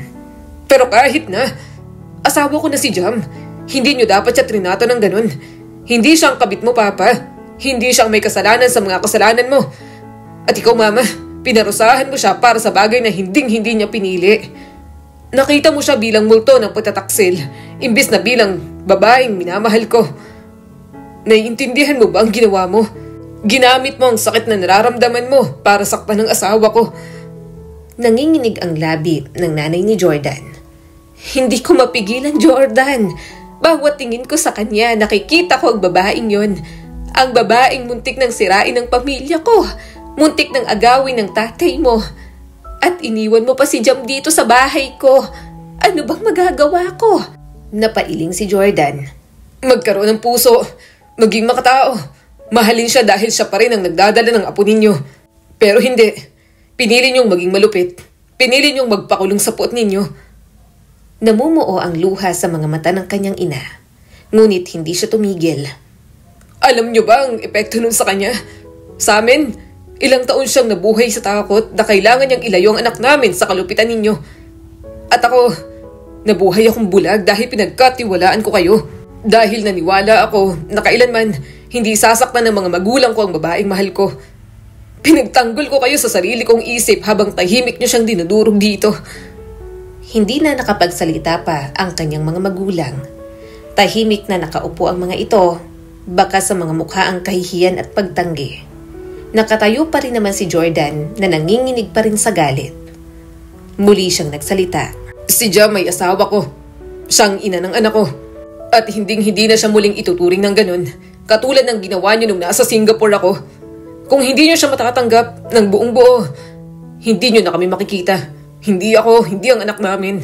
Dahil hindi ko hahayaan na maipasa sa kanya ang puot na muntik ng wasakin si Jam. Nanlaki ang mga mata ng kanyang ina at namutawi ang takot. Jordan, hindi mo magagawa yan. Nagsisisi naman ako. Huwag kayong lumayo sa amin. Nagsisisi na ako. Huwag niyo naman kaming putulin sa mga buhay ninyo, anak. Kaya ko at gagawin ko. Basag ang tinig niya, ngunit matibay. Kasi Mama, hindi ganito ang pagmamahal. Ang pagmamahal ay pagpili ng tama kahit masakit. Minahal ko kayong lahat ng buong tiwala. Pero asawa ko na yun, Ma. Mahal ko yun. Siyang tama ngayon kaya kakampihan ko. Hindi naman siyang kabit. Yung nanay naman niya. Kaya bakit sa asawa ko niyo binubunto ng lahat? Nakaka-disappoint kayo. Sa wakas ay nagsalita ang kanyang ama. Anak, pinagsisisihan ko ang lahat. Kung kaya ko lang bawiin, hindi na. Putol ni Jordan ng mariin. Tapos na. Ang tanging magagawa nyo ngayon ay ang tanggapin to. Humingi kayo ng tawad sa kanya. Tanggapin siya. Tratuhin siya ng may respeto na dapat nung simula pa lang. Kung hindi, mawawala kami. Naglaho ang lakas ng kanyang ina at unti-unting gumuho ang pagmamataas. Hindi ko alam kung kaya kong limutin na anak siya ng babae ng papa mo noon. Kung gayon, matututo ka. Malamig na sagot ni Jordan. Dahil kung hindi, lalayo kami. At sa pagkakataong to, hindi na ako lilingon. Matagal na yon. Wala na nga siyang nanay eh. Patay na. Maayos na rin ang buhay nating lahat. Kaya bakit nagtatanim ka pa ng sama ng loob, Ma? At sa maling tao pa? Tinalikuran niya ang mga ito. Mabilis ang tibok ng puso ni Jordan. Malabo ang paningin dahil sa mga luha. Masakit para sa kanya na awayin ng ganoon ang kanyang pamilya. Pero kailangan niyang ipagtanggol ang asawa niyang dinehado ng mga ito. Tahimik na isinara ni Jordan ang pinto ng kanilang tahanan nang makauwi siya. Mabigat pa rin ang kanyang dibdib mula sa bigat ng naging paghaharap sa mga magulang niya. Ngunit nang masumpungan niya si Jam na nakaupo sa sofa, yakap-yakap ang kanilang anak na mahimbing nang natutulog sa kandungan, Napagtanto ni Jordan kung saan dapat nakatuon ang kanyang isip. Huminga siya ng malalim at pinakalma ang tinig. Jam! Bahagyang iniangat ni Jam ang ulo. Pumunta ka sa kanila, hindi ba? Tumango si Jordan, lumapit ngunit maingat na huwag magising ang bata. Oo, at alam ko ng lahat tungkol sa ginawa nila sa'yo at kung bakit ginawa sa'yo yun ni Mama. At anong sabi nila? Umupo si Jordan sa tabi nito at marahang hinawakan ang isa nitong kamay. Inamin nila sa akin lahat. Sabi niya, ang dahilan kung bakit hindi kanya matanggap ay dahil kahawig mo ang isang tao mula sa nakaraan ni Papa. Jam, naging kabit ng mama mo ang papa ko. Tanda mo nung sinabi ko sa yung halos 1 taon kaming pinabayaan ni Papa at sumama siya sa kabit. Jam, yung mama mo ang babae ng papa ko. Naniga si Jam at parang tinamaan ng kidlat. Ano? Alam na agad ni Mama na anak niya. Bulang ni Jordan at puno ng bigat ang bawat salita. Na tuwing titingnan ka ni Mama, nakikita niya ang pagtataksil ng papa ko. At sa'yo niya ibinuhos ang galit na hindi niya nagawa nun sa mama mo. I'm sorry. Matagal na hindi nakapagsalita si Jam. Namuo ang luha sa mga mata nito at hindi alam kung anong sasabihin. Sa huli, isang mapait na tawa ang lumabas mula rito. Kaya pala, lahat ng taon, lahat ng pahirap, hindi naman pala talaga ako ang problema. Kasalanan ng iba, hindi akin. Alam kong naging kabit si Mama dati, pero hindi ko alam na pamilya niya pala ang sinira niya nun. Sorry, ibig sabihin, may right pala na magalit sa akin ng mama mo. Parang pinipiga ang puso ni Jordan. Mas hinigpitan niya ang hawak sa kamay ng asawa. Hindi, wala pa rin silang karapatan. Hindi ikaw ang mama mo. Hindi mo kasalanan ang kasalanan ng iyong ina. Ikaw ang asawa ko, Jam, ina ng anak ko. At ako ang bulag na sobra akong nagtitiwala sa kanila. At para doon, humihingi ako ng kapatawaran. Dumulas ang mga luha sa pisngi ni Jam. Alam mo ba ang pakiramdam, Jordan? Nabuntis ka, takot, nasa bahay na dapat ay kanlungan, pero parang alipin ang trato sa'yo. Araw-araw ipinapaalala na hindi ka kabilang. At hindi ko masabi sa'yo kasi baka isipin mo na wala akong utang na loob. O mas masahol pa, napipiliin mo sila kaysa sa akin. Tapos, ngayon malalaman ko pa to. Parang hinahati ang kaluluwa ni Jordan sa bawat salita ng asawa niya. Dinampian niya ng halik ang kamay ni Jam na para bang nais burahin lahat ng alalahanin nito. Dapat nakita ko. Dapat mas tinanong kita, mas nakinig. Dapat pinoprotektahan kita nun. Pero ipinapangako ko, Jam, ipagtatanggol kita ngayon. Palagi, kahit alam ko ng totoo. Kahit nalaman ko na ikaw ang anak ng kabit ni Papa nun, hindi pa rin nagbabago ang tingin ko sa'yo. Wala ka namang kasalanan. Wala kang muwang at gayon din ako sa mga sigalot na nangyari nun sa mga magulang natin. Huminga ng malalim si Jordan at pinunasan ang mga luha nito. Sinabi ko sa kanila na kung hindi kanila matatanggap ng buong buo, kung hindi sila hihingi ng tawad at magbabago, hindi na nila makikita ang pamilya natin. Hindi ako, hindi ang anak natin. Dahil ikaw na ang inuuna ko. Nanlaki ang mga mata ni Jam na para bang hindi makapaniwala. Sinabi mo yon? Sinabi ko at pinanindigan ko. Sagot ni Jordan ng mariin. Ang pamilya natin, ako, ikaw at si Calix, ito ang priority ko. Ikaw ang priority ko at hindi ko hahayaang muli ka nilang maliitin. Matagal silang natahimik. Ibinalik ni Jam ang tingin sa kanilang anak. Marahang hinaplos ang buhok nito. Habang tuloy-tuloy ang patak ng luha. Gusto ko lang siyang maging ligtas, Jordan. Kaya ako ginawa ang lahat ng iyon. Kaya ako sobrang protective kasi sobrang natakot ako nang muntik na akong makunan. Nanikip ang dibdib ni Jordan. Naintindihan ko na ngayon, pasensya ka na. Pero hindi mo kailangan buhatin mag-isang bigat. Hayaan mong samahan kita. Hayaan mong tulungan kitang maghilom, Jam. Nanginginig ang mga labi ni Jam, ngunit hindi ito lumayo. Pwede ba tayong maghilom mula rito? Gusto ko namang magpatawad pero siguro kailangan lang ng time. Tumango si Jordan. Oo naman, bibigyan kita ng panahon. Basta nandito lang ako at kahit anong mangyari, kakampi mo lang ako palagi, Jam. Isang hikbi ang kumawala mula sa bibig ng kanyang asawa. Isinandal nito ang noo sa balikat niya. Niyakap naman ni Jordan si Jam ng mahigpit. Tahimik na nangangako na hindi niya bibitiwan muli ang kanyang asawa. Nagmulat ang bata, bumaling sa kanila at mahina pang ungol ang lumabas. "Daddy?" Ngumiti si Jordan sa kabila ng bigat ng dibdib. "Oo anak, nandito na si Daddy." Ang mga sumunod na linggo ay hindi naging madali. Ngunit napansin ni Jordan ang maliliit na pagbabago. Naging mas bukas si Jam, hindi itinatago ang takot nito at palaging nagsasabi sa kanya. Pina-check up niya na rin si Jam. Mukha itong normal pero may mga takot pa rin itong nararamdaman. Alam niyang nakakaapekto sa mental health nito ang mga ginawa ng kanyang ina at hindi pwedeng hindi i-address iyon. Gusto niyang maging maayos ang asawa niya sa lahat ng aspeto. Hindi lang sa panlabas, kundi sa panloob nitong kalagayan. At kasabay ng pag-ayos ng kanyang asawa, ang panunuyo naman ng pamilya ni Jordan. Hindi niya naman isinasara ang puso sa mga ito. Talagang nagalit lang siya. Pero sakalang siya kikilos kapag alam niyang komportable na si Jam. "Jam," maingat niyang sabi. "Iniisip ko lang, baka pwede nating anyayahan ng mga magulang ko ngayong weekend. Hindi malaking okasyon, simpleng tanghalian lang. Dito sa bahay natin, ikaw ang bahala sa rules mo. Walang pressure." Tumigil si Jam sa paghihiwa ng gulay. "Tanghalian dito?" Sagot ni Jordan, pinanatiling kalmado at matatagang boses. "Dito kung saan kaligtas." Huminga ng malalim si Jam. At kung lumampas sila ulit sa linya, "Aalis agad sila." Matatag na sagot ni Jordan. "Hindi ko hayaang saktan kanila o ang anak natin. Hindi na. Kapag hindi ka komportable, sabihin mo agad sa akin at gagawa ko ng paraan." Kaya nang dumating ang araw ng linggo, hinintay niyang dumating ang kanyang mga magulang at mga kapatid.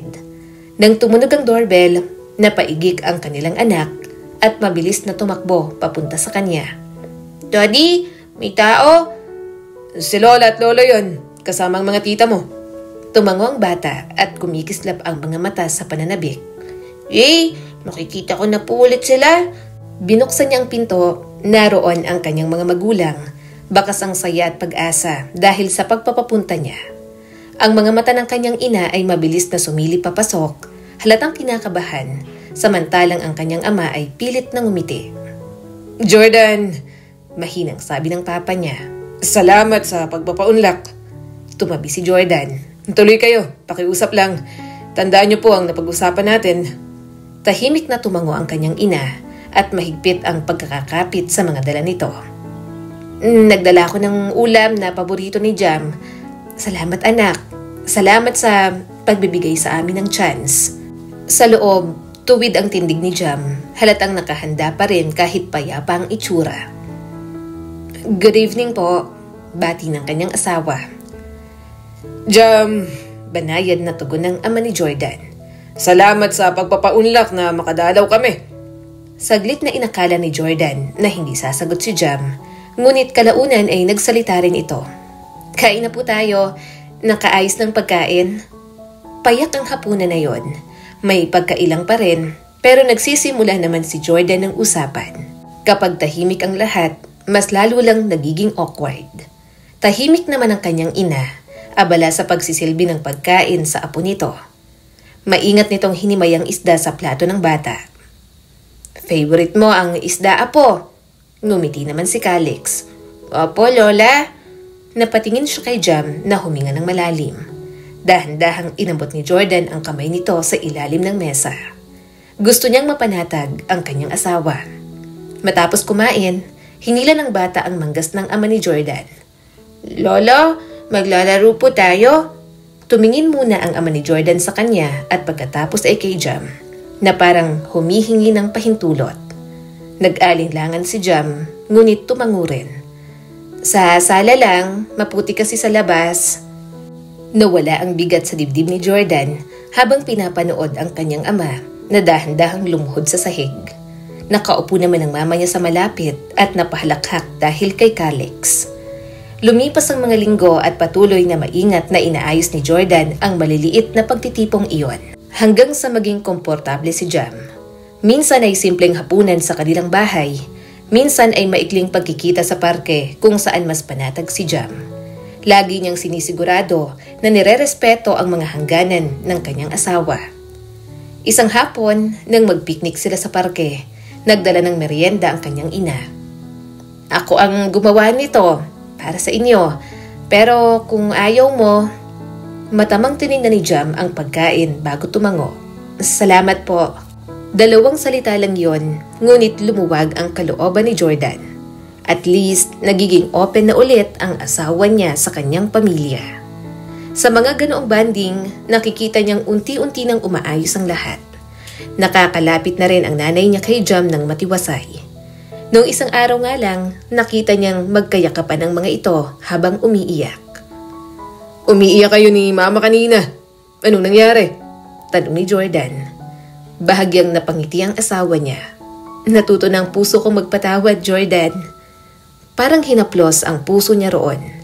Niyakap niya ang kanyang asawa at marahang pumikit.